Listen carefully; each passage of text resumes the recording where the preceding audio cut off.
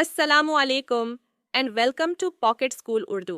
हमारा मिशन है कि हर बच्चे को अफोर्डेबल और क्वालिटी एजुकेशन प्रोवाइड की जाए। यहाँ आप मुख्तलिफ सब्जेक्ट्स को वीडियोस और एआई की मदद से आसानी से सीख सकते हैं। तो आएं, मिलकर आगे बढ़ें और नई चीज़ों को एक्सप्लोर करें।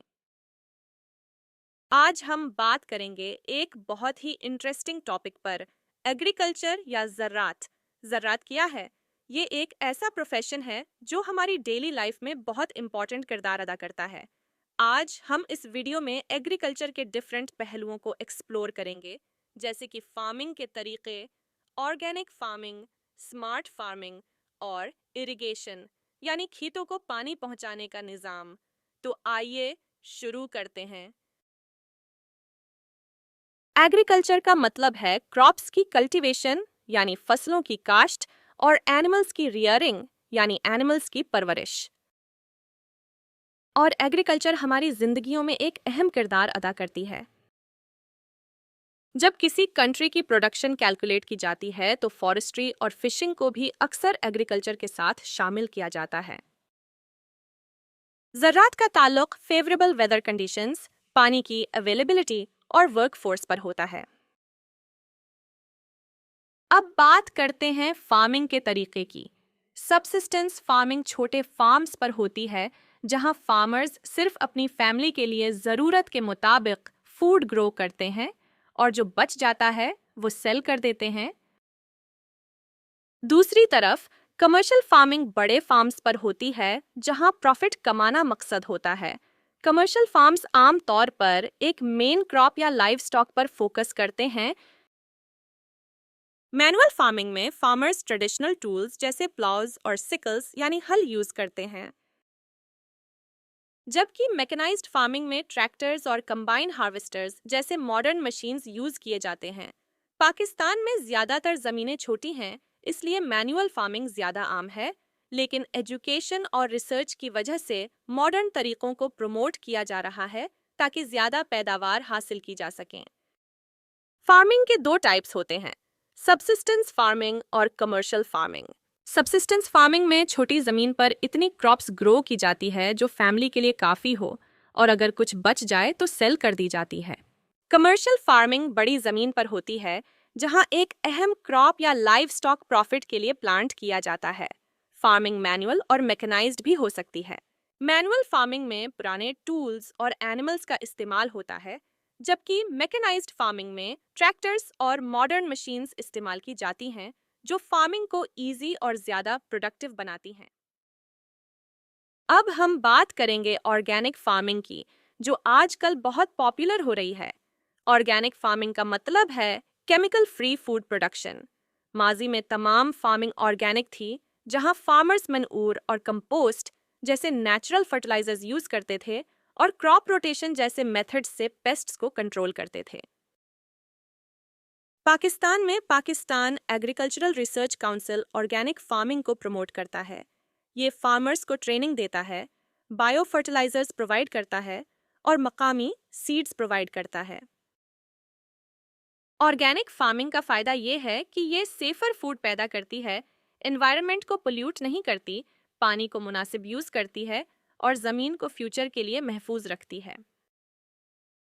जबकि ऑर्गेनिक क्रॉप्स की पैदावार कम होती है, लेकिन उनकी कीमत ज़्यादा होती है, जिससे फार्मर्स ज़्यादा कमा सकते हैं। अगर गवर्नमेंट ऑर्गेनिक फार्मिंग को सब्सिडाइज करे तो ज़्यादा फार्मर्स इस तरफ स्विच कर सकते हैं।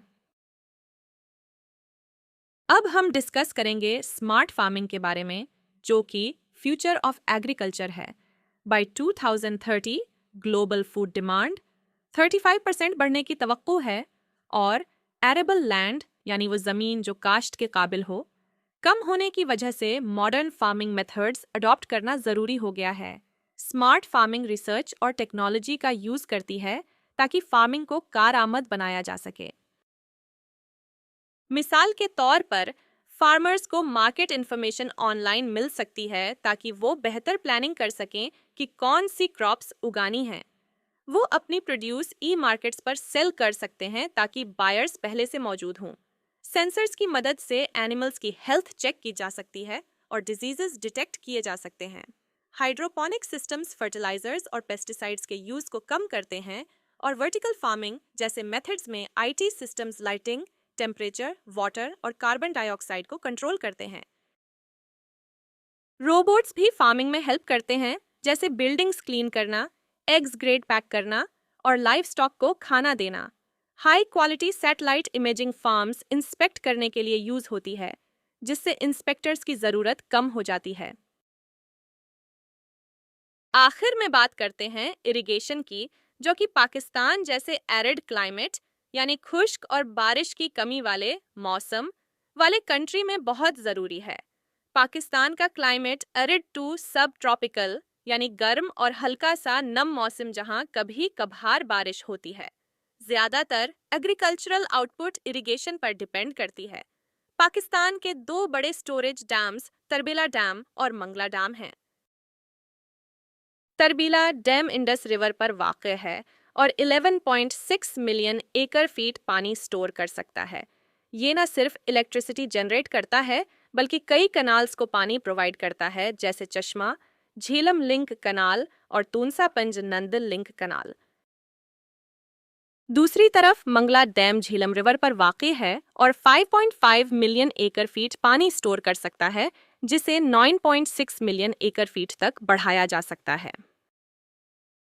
ये कनाल्स इरिगेट करते हैं जो पहले डेजर्ट एरियाज थे, लेकिन अब वहाँ फार्म्स बन चुके हैं। यहाँ तक कि फिश फार्म्स भी मौजूद हैं, जहाँ सीजनल फार्मिंग मुमकिन नहीं होती।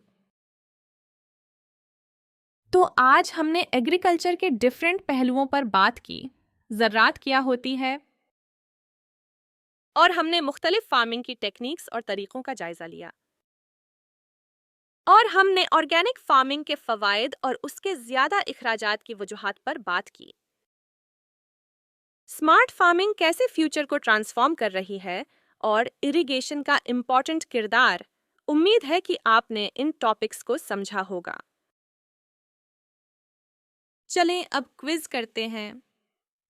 क्वेश्चन 1, एग्रीकल्चर में कौन सी एक्टिविटीज शामिल होती हैं? Option A, cultivation of crops. Option B, rearing of animals. Option C, fishing and forestry. Option D, all of the above. इसका जवाब है option D, all of the above. Question 2, subsistence farming किस तरह की होती है? Option A, large scale farming for profit. Option B, small scale farming for family needs. Option C, farming using only machines. Option D, farming without irrigation. इसका जवाब है option B, small scale farming for family needs. Question 3, Pakistan में कौन सा dam Indus river पर वाक़ है? Option A, Mangla dam. Option B, Tarbela dam. Option C, Guddu barrage. Option D, Sukkur barrage. इसका जवाब है ऑप्शन बी, तरबेला डैम। अगर आपके करीब कोई स्कूल नहीं है या जो पढ़ते हैं वो मुकम्मल तौर पर समझ नहीं आता या किसी वजह से क्लासेस मिस हो रही हैं, तो पॉकेट स्कूल उर्दू आपके लिए है। हमारे साथ सीखें और अपने फ्रेंड्स और फैमिली के साथ ये वीडियोस शेयर करें, ताकि हर बच्चे तक तालीम पहुंच सके और कोई भी बच्चा तालीम से महरूम न रहे। अगर आपके जहन में कोई सवाल है तो कमेंट्स में ज़रूर पूछें, और अगर आप किसी और टॉपिक पर वीडियो देखना चाहते हैं तो हमें कमेंट्स में बताएं। हमारे चैनल पॉकेट स्कूल उर्दू को सब्सक्राइब करें, ताकि आप हमारी नई आने वाली वीडियोस से अपडेटेड रह सकें। नेक्स्ट टाइम मिलेंगे एक और दिलचस्प टॉपिक के साथ। तब तक के लिए take care and good bye.